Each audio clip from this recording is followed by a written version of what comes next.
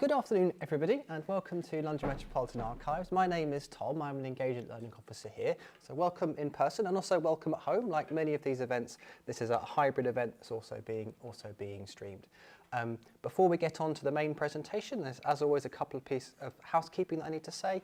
The first is for the people in the room that we're not expecting the fire alarm to go off today. So should the fire alarm go off, we need to leave the building, which we can do by going out the double doors at the back of the room, through the exhibition space, down the main set of stairs, where we need to congregate on the far side of the road and wait till we're given the okay to come back in the building.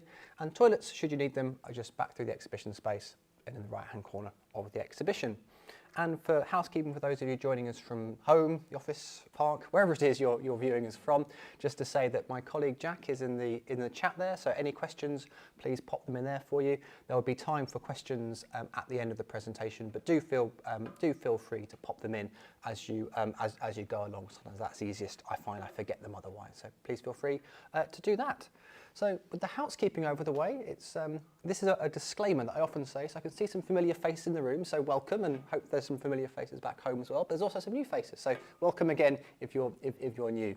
So my disclaimer is that I'm not an expert in what we'll be talking about this afternoon. I've started to style myself something like an archival magpie, so it's my job to sort of flutter around the archive, pick up little bits and pieces, put them together, put this public programme together in relation to the things that are kind of going on in the world of heritage in the world more generally, and our collections too. And that is the spirit in which this talk is given. So we'll be touching on lots of sort of Shakespearean themes in today's presentation, and it's one of those subjects where a lot of people know a lot of things about. So I'm always slightly in nervous waters when we're talking about things Shakespeare and the like. So just as a disclaimer for that, there will be a chance for questions, comments, and hope they're not necessary, but they are welcome, corrections at the end as well. So today's presentation is called A Day in London Life 1623, and this is the last in a series of these talks that we've been running over the course of this summer. And the idea has been to use the documents that we have in our collections and a few other collections that are available online to give a bit of a sense of how people went about their business in the past, how things happened, the city that they were moving through to conduct the business of their lives. And for the last in the series, we've gone to the year 1623. Well, why 1623, you ask? Well, that was, of course, the year 400 years ago, publication of the famous Shakespeare First Folio. But I've tried to be, with all these talks, I think there's always been a bit of a balance to be struck, and that's a balance between sort of sticking to the year, enjoying the kind of the challenge of finding things that link back to that year, but not coming back so short we don't have enough to talk about, or we have to omit the things that we really want to hear. So for this edition of the talk, I have fudged things slightly, because as we'll hear, the First Folio, which is kind of one of our reference points for this presentation, comes out 7 years after the death of Shakespeare, and a full decade after the last public performance of one of his plays. And it seemed a shame to be touching on Shakespeare's themes, so the business of life in what we can think of as the business of life in Jacobean London, which you can also think of as Shakespeare London, without sort of hitting some of those favourites around the globe and the theatres and things like that. So we are going to treat this 1623 date a little bit more loosely than perhaps we have in the past. I hope that's okay. I hope that's okay with everybody. So, as we've heard, 1623 was the year of the publication of the famous Shakespeare's First Folio. And we're going to, in the second half of the presentation, we're going to see what this can tell us about the everyday business of the theatre and really the book trade, the apprentice system, those sorts of things. And in the first half, we're going to get a bit of a sense of what London was like in this time period, and a sense of how the theatre fitted into that city. So we can start then with the map that we have on screen. This is one of my very favourite things that we have in the collection. I need to restrain myself, because I can and indeed have talk about this for 45 minutes at a stretch. But that's not what I need to remind myself that that's not what we've signed up for this afternoon. So we're being quite disciplined these days. We're calling this Civitas Londinium. There's also a hard C. Sometimes you hear it's Civitas Londinium. The Latin experts in the audience can correct me at the end of the presentation, but I'm going to stick with Civitas Londinium, at least for the time being. This is one of the earliest maps of London, or it's one of the earliest map impressions we have of London. So fittingly enough, this is a map that spans both the Elizabethan and Jacobean period. So we can't say for sure, but we think this is what London looked like in the 1560s in the reign of Queen Elizabeth. That was when this map was first produced.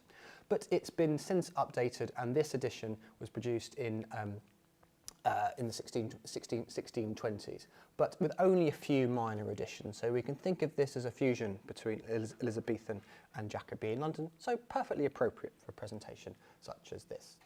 Although we've joined it together as one map here, it exists in 8 separate sheets, and I'm sure, I have a pointer somewhere, I'm sure you can make out the, does it want to work?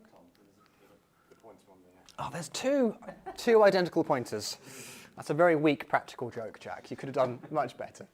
As I'm sure you can see, there's these little joins here. So there's 8 sheets. This is a very rare map. There's only 3 of them in existence. I'm happy to say that one of them lives in our collections here at London Metropolitan Archives.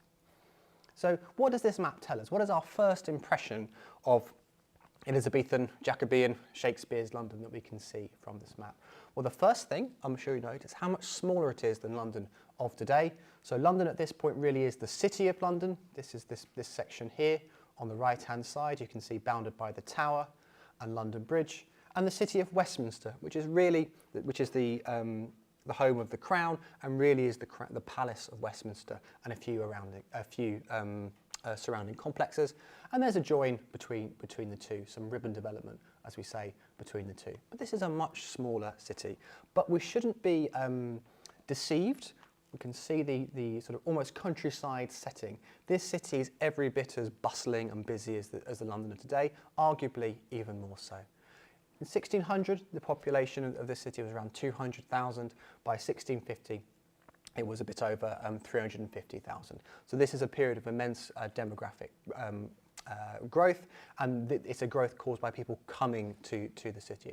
It's a growth caused by migration to the city, and the reason being this is the engine of trade for England at this time. It's by far the biggest city in England at this time, and it's becoming one of the biggest in Western Europe. So it's the engine of the English economy at this time.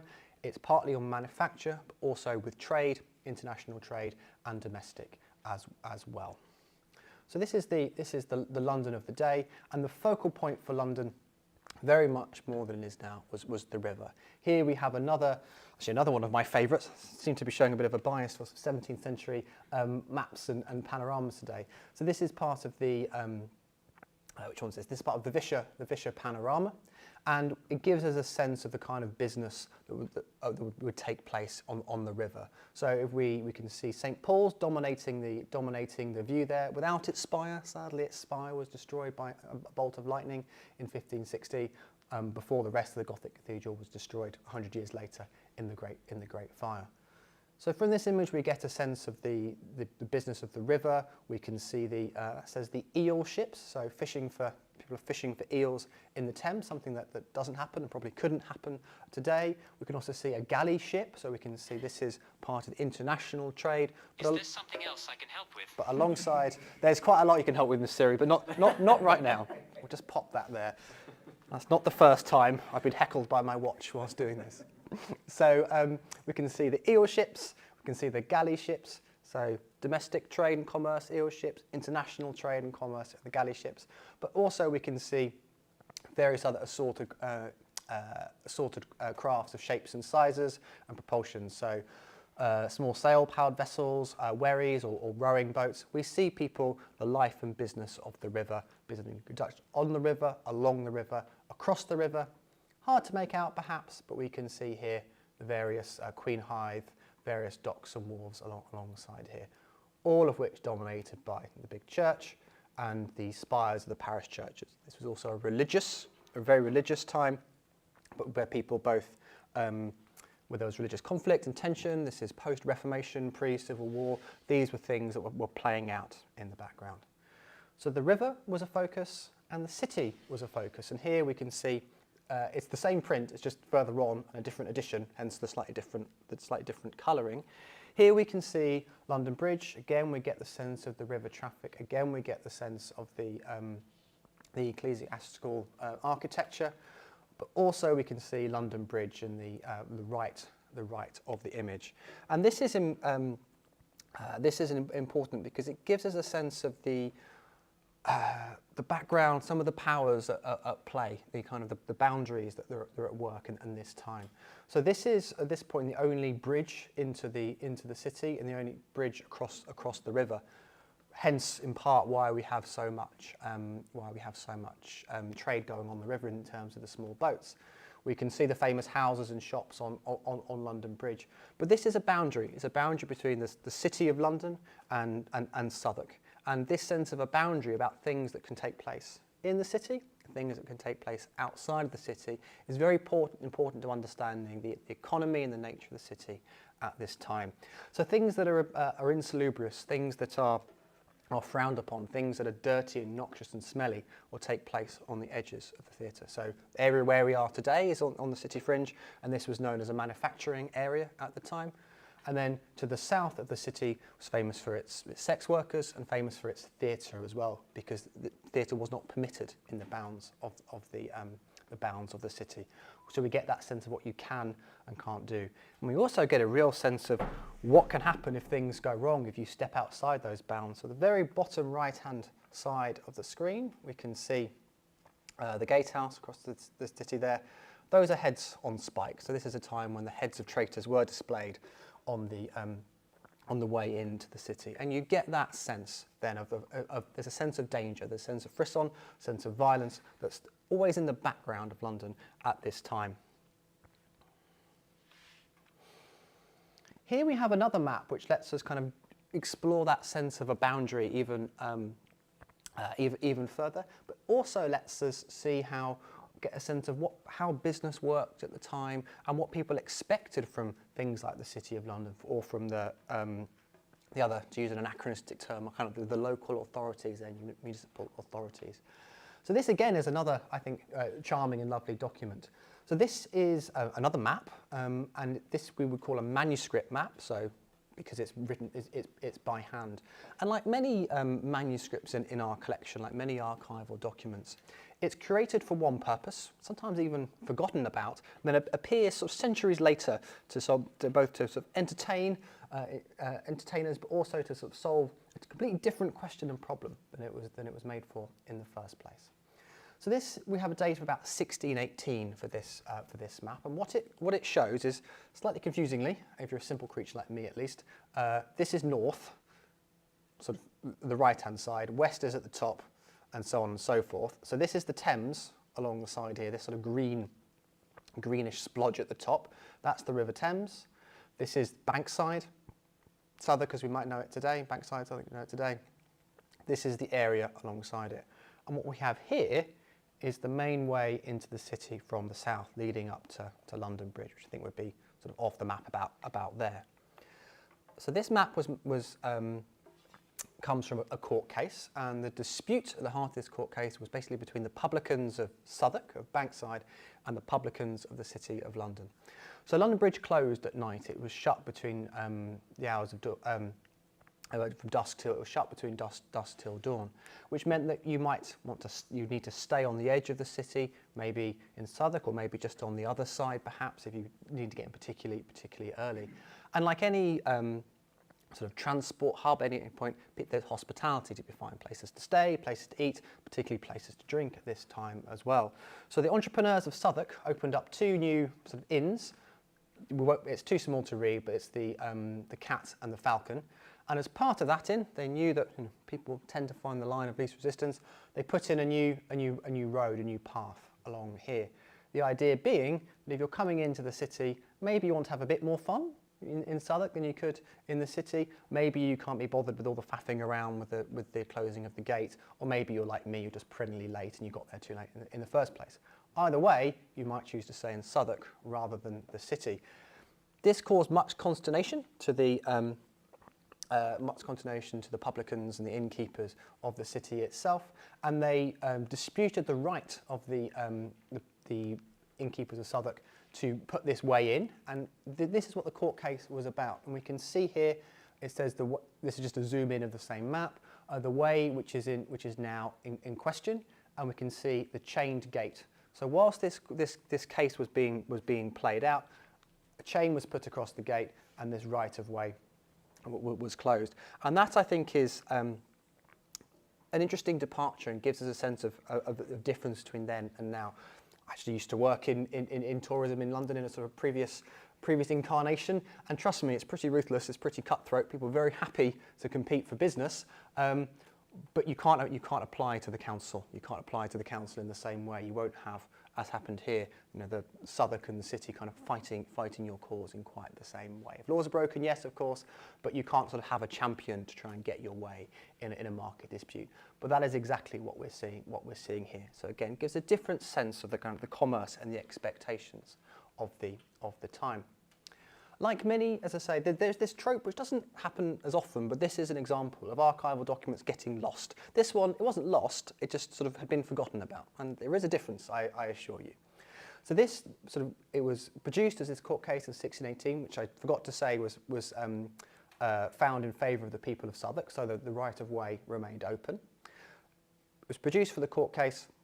It was put away, and it only resurfaced after the end of the Second World War. And between those time periods, there had been quite a lot of dispute, academic dispute in particular, about the geography of this part of of London in the Elizabethan period. Much debate in particular about whether. So if I just go back a slide, sorry, Jack. If I just go back a slide, this is Maiden Lane. This is Maiden Lane.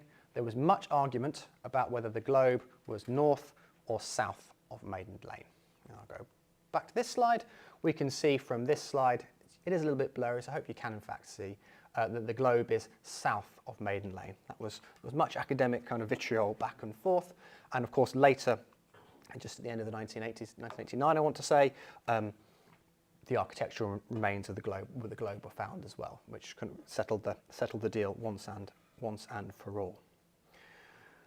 So we're getting a sense now, I think, of what the time was like, about where things could take place and where they couldn't take place. And we've seen that the Bankside, just on the southern boundary of the city, was an insalubrious place. We've heard of sex work, theatres, and I find, to a modern eye, quite distastefully as well, another very famous attraction at this point was bear baiting and bull baiting, so blood sports.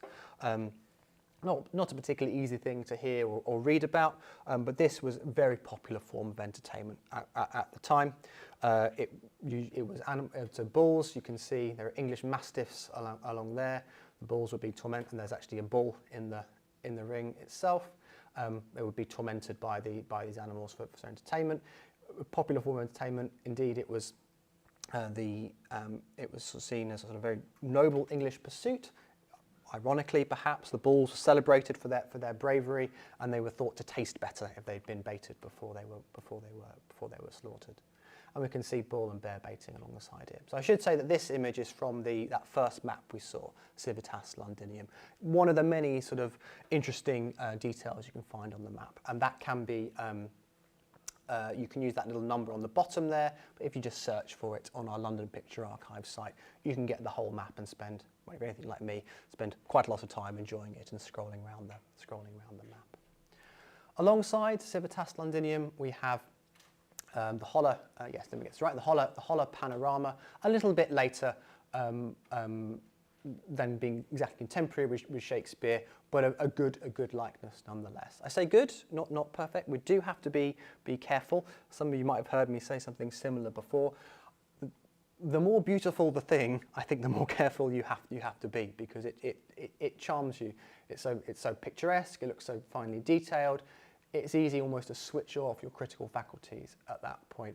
But there's quite a famous mistake in the Holler panorama. So we have the bear baiting ring here and the globe here, or that's what the legends tell us, but in fact it's exactly the wrong way round. So it's a famous mistake that has crept in, and it just gives you, I think, a little nod to why we need not just these famous printed maps, things like that manuscript map before, the archaeology as well, to really understand how life played out back in whatever time period it is that we're interested in. So the globe, make sure I'm pointing at the right one. So the globe is obviously the famous the famous location for the works of William Shakespeare. It was one of many theatres at the time. This was a particularly vibrant time for theatre in this country, really, to use a cliched phrase, a golden age of theatre in this time. Built on this site just in the closing year of the 17th century, and in the sort of first decade up until 1613, this is where many of the most famous Shakespeare plays were performed. We tend to have a picture in our minds, perhaps based on the modern reconstruction of the globe, of it always being full, always being sort of packed to the rafters, a kind of a riotous and slightly rowdy place. There's some truth in that, of course. There's a kernel in truth of that. Theatre was popular. It was a kind of a popular and somewhat egalitarian art form, in that you could buy your way in at various price points to the theatre, and it was probably like less refined and less elite than perhaps we think of as the theatre today. But they ran a repertoire system, 6 days a week. We had to compete with other forms of entertainment: bull baiting, bear baiting, gambling, simply just drinking. So that image of it always being packed to the rafters isn't quite accurate, but it certainly was a staple and an important part of the everyday life of London at this time.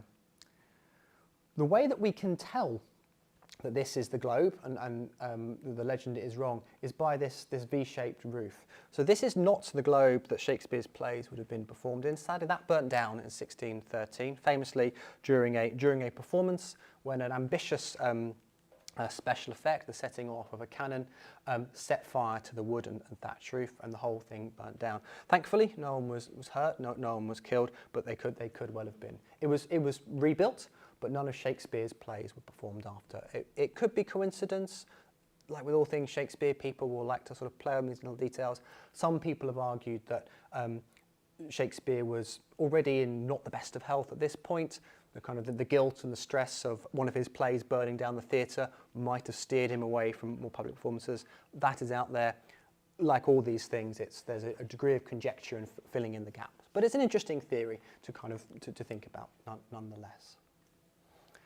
So, yes. So the Globe is the most famous of the theatres, but there were other times. This idea of outdoor playing was the one we have in our minds. But there was another form of theatre that was also popular at the time, and perhaps gives us another insight into the psyche of the time and the everyday experiences of the time. And that's the indoor theatres.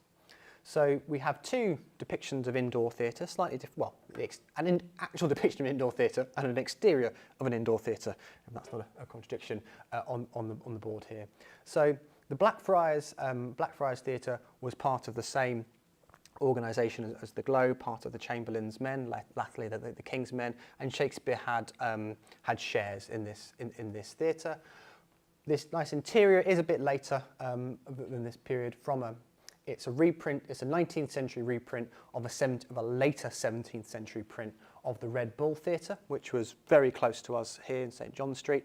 If any of you know the area, if you head towards the Waitrose, the little alley between the Waitrose as you cut through the estate, it's there. And for those benefit at home, we call that a 5-minute walk from London Metropolitan Archives.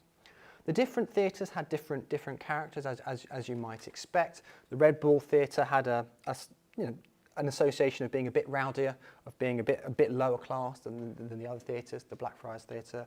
There was an indoor theatre in Temple, the legal district, that was seen as particularly specialising in plays about the law for the kind of the city folk at the time, to be somewhat anachronistic. So they each had their own character, but they had some things in common, and they had one particular thing in common that is probably somewhat alien to us today, but gives us a sense of what people's priorities were at this time and what they were trying to do and what they were trying to get from the theatre.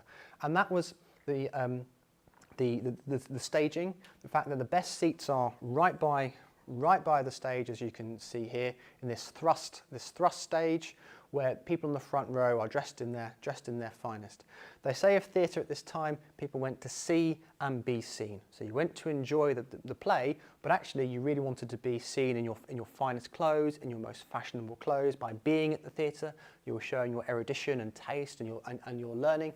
So that was important for people. So much so that in the indoor theatres, the most expensive seats were physically on the stage. So you could sit on the stage whilst the play was going on. You might not get a great view of the action. You might be constrained in other ways, but everyone could see you, and that was the point. There is an account at now I think it was the Blackfriars, but I'm prepared to be corrected on that. Sometimes the details do elude me. And the best seats were for the aristocrats on stage. He's sitting on one side of the stage. His friend appears on the other. In mid performance, he greets them. They start a conversation. One of the actors sort of interjects, corrects this as disturbing the performance. The aristocrat slaps the actor, and a riot ensues. So it gives you a sense of a different dynamic, shall we say, at the theatre that is going on. It gives us a sense of perhaps a rowdier dynamic as well.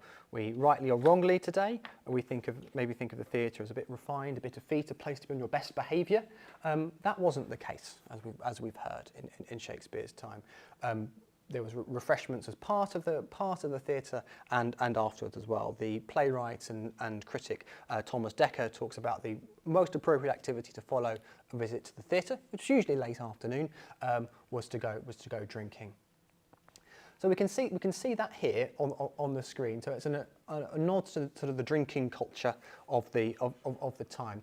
But it's also I put this in because the particular image we see here is of a later image, it's a Victorian image of supposed Christmas Eve at the Mermaid Tavern in Shakespeare's time. And what we see here is some typically almost caricatured sort of Tudor or Jacobean gentleman having a drink. And there was a theory, improbable, that this was, although there was a drinking circle at the Mermaid Tavern where the likes of Ben Jonson and others would get together and debate and drink, William Shakespeare has been suggested he's part of this, but there's no real evidence for that. And the reason I bring that up is because we're talking about everyday life. We're trying to get a sense of what lives were like, but we need to remember, even for the most famous of the time, someone like William Shakespeare, lots of those details do get lost. So we're always kind of working with small fragments. So we have to be kind of grateful and lucky, I suppose, for the few items that we do have. And that's a sort of a long way to introduce this item. So this is usually known as the Blackfriars Deed, or the Shakespeare Deed. It's in the collection here at London Metropolitan Archive, and it's one of our most famous items. And that's because it is one of only 6 authenticated signatures of William Shakespeare. So you can see that it would be on which one was it? It would be on this one, I believe. That's just an enlargement of the signature. This is a mortgage. This is a mortgage for a property in Blackfriars that was purchased in 1613, and the various tabs and signatures there are the four signatories to the mortgage deed. It was located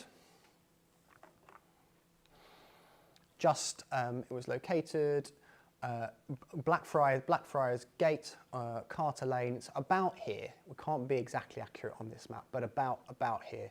So in modern day, Blackfriars Bridge would be here, Ludgate Hill would be here, St Paul's would be here, around this area. Blackfriars, the name coming from the old monastery that was on that site. With all things Shakespeare, we're always kind of guessing the details. We don't believe that he lived there. It's very tempting to say and to imagine that he bought a property there because it's just a short boat ride across the river to the Globe, so he wanted an easy commute. But as we've heard, he stopped, his plays were no longer performed in public from around 1613. This is the same year that this was bought, and we get a sense from the wider biography that his focus was shifting more back to Stratford upon Avon at this point. So it's likely this property was bought as an investment rather than as a place to live. So 1613, we know that Shakespeare buys this property, and then in 1616, Shakespeare dies. And at this point, we're going to go back into the year 1623. We're going to talk a little bit about the item that really cemented Shakespeare's legacy, and to give us a sense of maybe the business and artisan environment of the time as well. So on the screen here, this is the first folio, or an example of the first folio. So we know that around 750 editions were produced at the time, and this is one of about 235 that survive. This one is in the, our collection, so the City of London collection, but this lives at the Guildhall Library. And although we're not going to particularly touch on the specifics of this item, this physical folio, it's probably just worth me saying that this is in excellent condition. You see them all sort of the whole spectrum from falling apart and a few fragments right through to effectively pristine condition, and this is on the pristine end of that spectrum. So what we're going to do is we're going to start by thinking about a couple of people. We're going to think about Drewshot, who is the engraver behind this famous image. We're going to think about Isaac Jaggard, Edward Blunt as well, or Blunt, depending on how you prefer to pronounce it. See what their lives are like to give us a sense of the business environment, of the business and sort of artisan environment of 1623. So, I should say who they were. So Isaac Jaggard and Edward Blunt were the printer and the publisher, respectively. After Shakespeare's death in Shakespeare dies in 1616. Around about 1619, an actor called Richard Burbage dies, and Burbage, along with Hemmings and Condell, were the last sort of the elder statesmen of first the Chamberlain's men and then the King's men. And there's a sense that this has probably triggered a mourning for Shakespeare that actually wasn't particularly present following his death in 1616, and they decide that being Hemmings and Condell, decide that they want to contribute to Shakespeare, and probably as a business opportunity as well, they want to collect his works together, which some have been published, some haven't at this stage, collect them together in a big edition, what becomes known as the folio edition, to celebrate his work.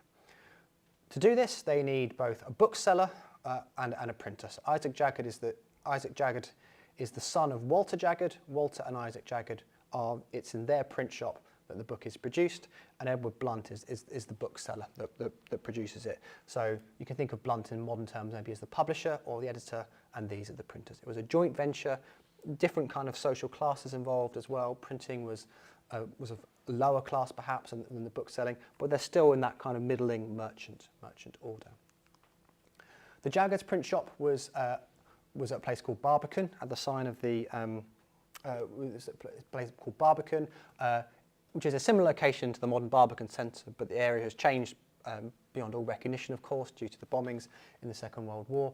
But the road that was called Barbican is roughly equivalent to Beach Street today. If you think about the way into the Barbican car park, that's roughly where you are dealing with.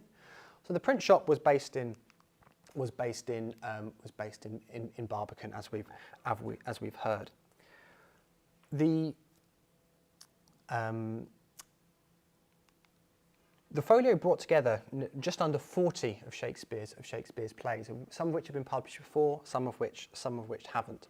And this gives us an opportunity to introduce another of the kind of the major commercial forces that would have been an everyday feature for people in this time, and that is the livery companies. The livery companies still exist today in a slightly different format, but the livery companies were trade guilds. Livery, taking their name from the kind of the clothes that were their livery, but they were divided along the lines of different trades, different professions. They'd get together to train, to authenticate, and to protect their business. This isn't a free market capitalism like we have today. This is a mercantilism. You have your share of the market, and you do your very best to protect it. So the work of the printers, the Jaggards, Walter and Isaac Jaggards, would have been overseen by the Stationers' Company, a relatively new company, only given its charter in 1597. The Stationers were given authority by the Crown to oversee printing, to make sure that things weren't printed, people didn't have the right to print, but also to make sure that things that were seditious or heretical weren't printed as well. And to do this, they kept a register, and this document is from the Worshipful Company of Shakespeare's, the Worshipful Company of Stationers archive, kindly reproduced under a Creative Commons license. In order to sort of maintain and oversee this sort of proto-copyright system, you had to write in the book that you had the right to print this document, and they could check it against other things as you go along. And that's what we're seeing here.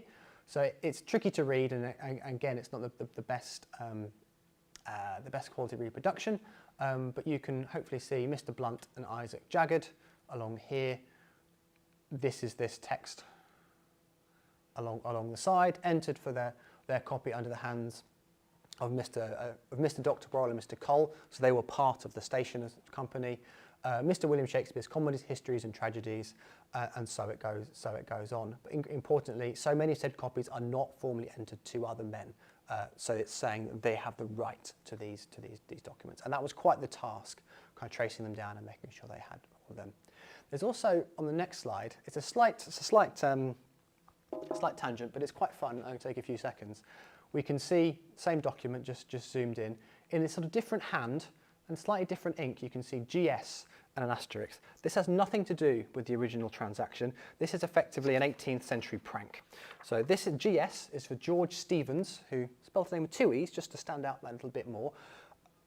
A well-known and respected scholar and editor and Shakespearean scholar in particular, but also known to be a prankster as well. And foolishly, the Stationers left him alone in the archive, and he decided to sign his name and put this asterisk in much later as a bit of a prank himself. So nothing to do with the original transaction. So we can see here in producing something like a folio, there's very much analogies to sort of modern business and commerce. You have to secure the rights to it, but then you also have to physically make the thing, and that is a whole other interesting process in its well, and it gives us, I think, a sense of just how lucky we have that I've managed to produce this much text on a printer, in a morning. If we think about the process of printing as it was then, so printing would have been the act of producing the pages which went onto the folio would have been conducted by what we call compositors, and we know 5 compositors worked in the Jagged's print shop and on the first folio. So the way that this would work is you would have trays of letters, both capital letters and small letters, in a case, one above the other. The capital letters were in the uppercase, hence why we sometimes talk about uppercase letters, and they'd effectively, a bit like I think the best analogy is it's like playing Scrabble. You pick the letters up one by one, you'd stick them on a little container, you'd then make up the lines and then turn the pages from that, put them in a case, ink it, press it, and so it would go on. If you think about and what's nice to think about is the actual day-to-day tactile nature of that work. So they would be doing something akin to touch typing. They would have their letters arranged in alphabetical order. They'd be working on what was called a compositor's stick to make up their words, picking out letters, putting them together, and so on. And what that means is we get the 17th century equivalent of typos along the way. So a little test for you. We've got one typo and one little printing error as well on the screen. To give us a sense of how these things creep in. So they're both from Richard II, both from the copy of the first folio that sits in the Bodleian Library, again through made available through a Creative Commons license. So on the top we have the extract from the text. It says, "White bears have armed their thin and hairless scalps against thy majesty, Richard II." This is a typo. It's not really bears that were armed themselves against Richard II. It was something else. Now, does anyone either in the room or at home want to hazard a guess as what that typo might be, either from working out the alphabetical thing or from reading the thing? If we're in the room, I'm going to ask you to just give it a few seconds before you call out, because there'll be a delay for the streams. I want to make sure the people at home get a chance to play along as well. So we'll give it a few seconds, and we'll see what we can do with this one. You're also looking suitably puzzled there, Jack. Does anyone want to hazard a guess? It's not white bears. White bears have armed their thin and hairless scalps against thy majesty, Richard II. What could it be instead? Anyone from the room want to give it a go? Anyone at home want to give it a go?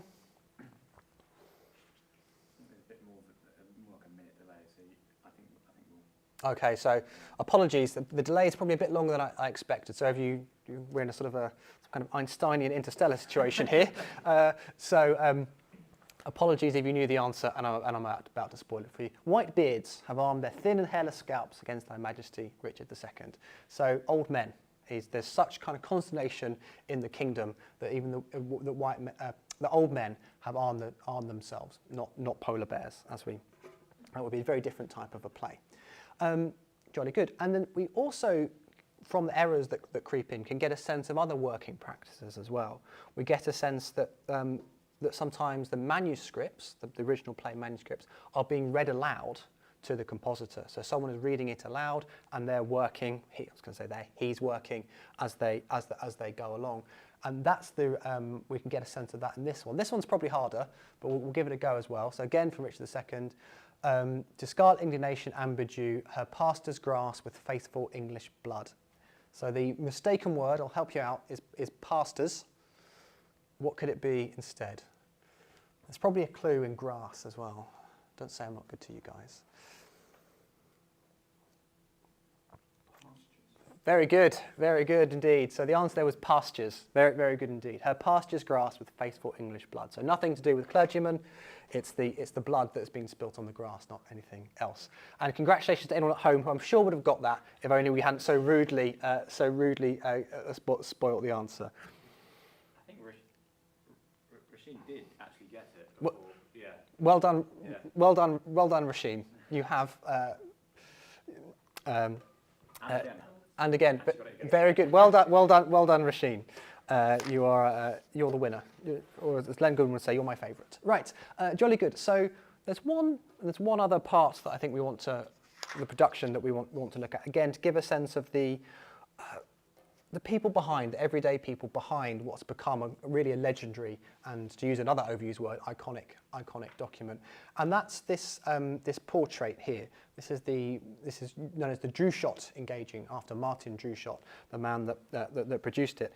And I want to encourage you to spend a little bit of time looking at it, because if you stare at it for more than about 30 seconds and you sort of take away that awe we sometimes feel about seeing important documents or historical text, you will realise something quite quickly. This is really quite bad. It's not a good engraving. It's not a skillful piece of work. Various things that we can point to about this. The hair is longer on one side than the other. Even sort of someone's unkept hair, such as myself, that looks a bit weird. One eye is bigger than the other. There's a scared look on the face. There's no nice way to put this. He looks kind of sweaty, and it's probably not because he's warm or under fierce lighting. It's probably Drewshot trying to have some visual contrast, have a sort of source lighting. It's not quite come off. Stare at it for a bit longer, there's a certain sort of Mr. Potato Head aspect that comes in. The head is sort of detached from the body in not a particularly elegant way, and it just doesn't quite come together. And there's likely a couple of things going on here. The first is to say that Drewshot was a young man when he produced this, only 22 years old. He was an apprentice. It was actually at the start of his career, and it may well be that the reason that he was given the commission is he had the particular rolling press that was required to do this. So whereas we've heard about type, this would have been engraved. Traditionally, in these frontispieces, you'd have an author's portrait, usually in a frame with the poem underneath. The speculation is that originally this poem was here. There was enough of a mistake that was made on the printing plate that it couldn't be used. So the heads had to stay in place. There's not enough room for the frame.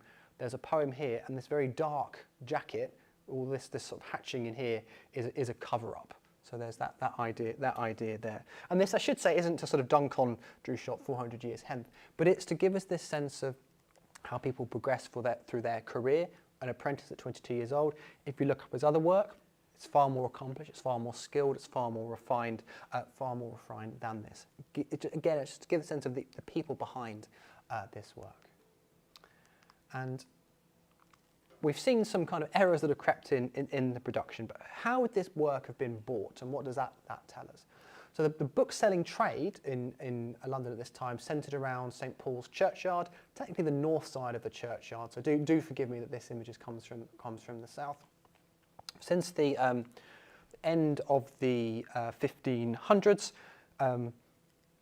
St Paul's Churchyard was known as the centre of bookselling, of wholesale bookselling. You'd buy your books wholesale there, and then it would come along from there. Excuse me. People would tend to buy unbound pages, so you would buy the pages of the folio and have it bound to your taste separately.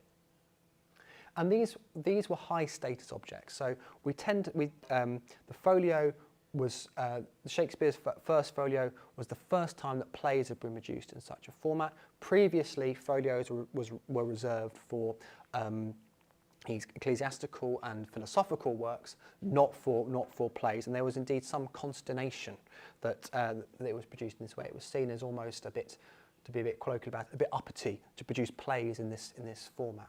But it was, as we will hear, it became popular, and the people buying it were people that also wanted to prove their status. So we know, for example, that one Edward Deering bought 2 copies of the folio at I want to say, excuse me, I forget, it was £1 or £2 each.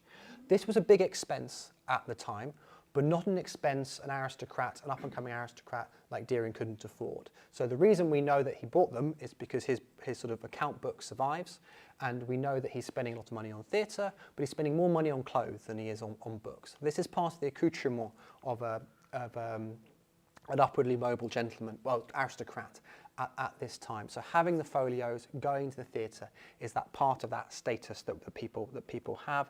It's their way of proving themselves, going back to that idea of going to the theatre not just to be seen, not just to see, but also to be seen. And on that sort of pinnacle, or almost the pinnacle of Jacobean society, we'll bring this talk, the formal part of this presentation, to a close. So it's now time for you to get your revenge on me for stumping you, well, some of you, with those tricky questions about Shakespeare. If there are questions or comments, or indeed, as I say, corrections, I'm very happy to hear them now. So we'll start in the room, I think, to allow the delay to finish, and then we'll take questions from home. And what I'll do is I'll repeat and summarise your question for the benefit of people at home, because today we don't have the roving microphone. So over to you. Are there questions or comments or corrections?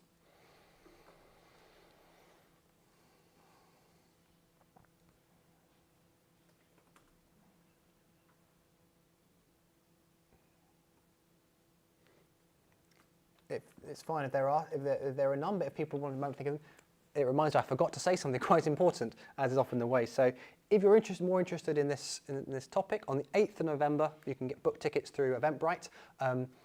We are doing a walking tour through, and it will touch on some of the sites that we've already seen. And also, as of now, the first photo is on display in the Heritage Gallery at the Guildhall Art Gallery.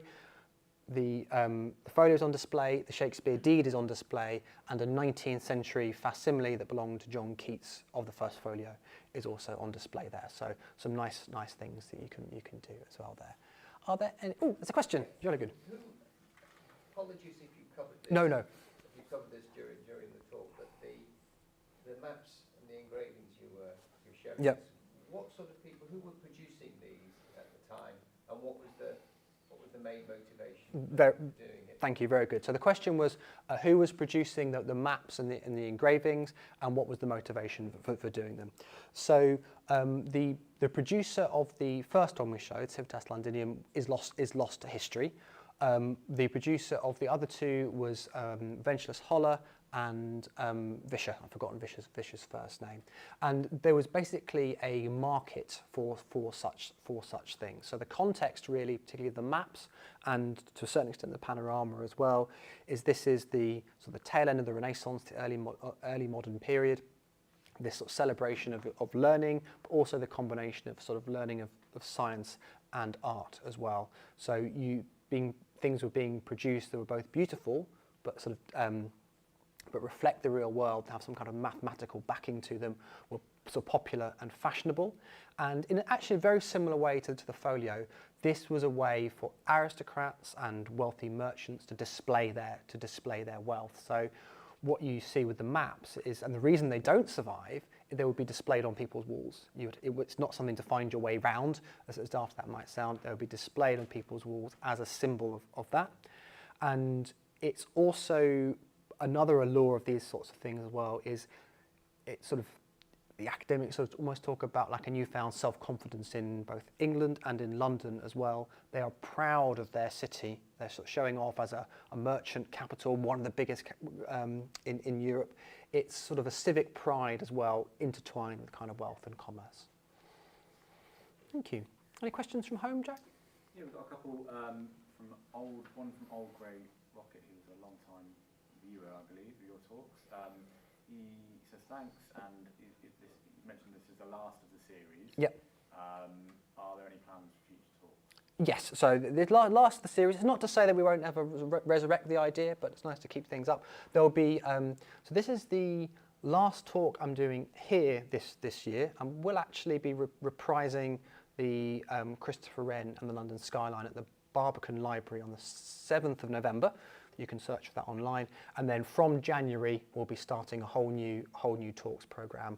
Again, that will be we'll be starting in January. It'll be the 4th Tuesday of the month, same time slot, with a talk on the so-called Baby Blitz. So that was January was the start of the 1944 Blitz, and then there'll be a whole year of programming. We're actually thinking of maybe, heard it here first, probably time permitting, going to two talks a month at that point, with talks linking to the exhibition, and then more generally on our collection. So yes, there's plenty more coming up. There's just a bit of a winter hiatus. Thank you for the question.